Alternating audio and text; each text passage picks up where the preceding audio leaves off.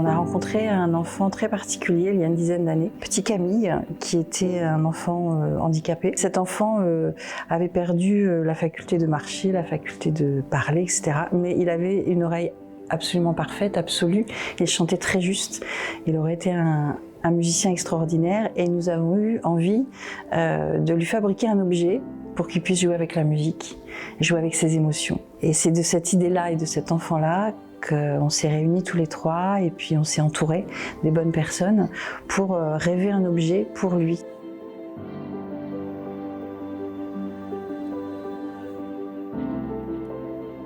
On sait que la musique adoucit les mœurs, elle est un anti-stress naturel, mais aussi elle améliore les capacités d'apprentissage, l'attention, la concentration, la mémoire, l'écoute. Ce qu'on peut travailler aussi avec les enfants, c'est tout ce qui est autour des émotions, puisque la musique régule les émotions, donc c'est intéressant pour eux.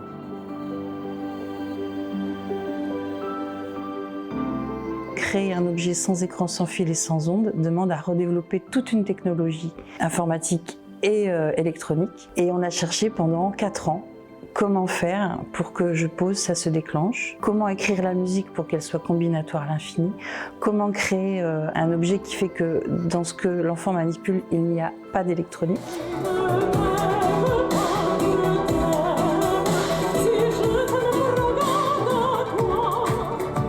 Ce qui est intéressant avec le maestro, je trouve, c'est qu'on comprend la musique.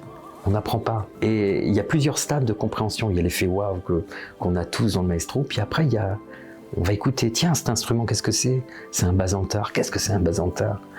Tiens, ça, c'est un kemanché. Ah, ça vient d'où? C'est arménien. Et en fait, c'est ça, c'est mélanger ces saveurs humaines, en fait, qui sont d'abord de l'expression non verbale humaine. Et ça, c'est super important. C'est vraiment la langue la plus parlée dans le monde, la musique.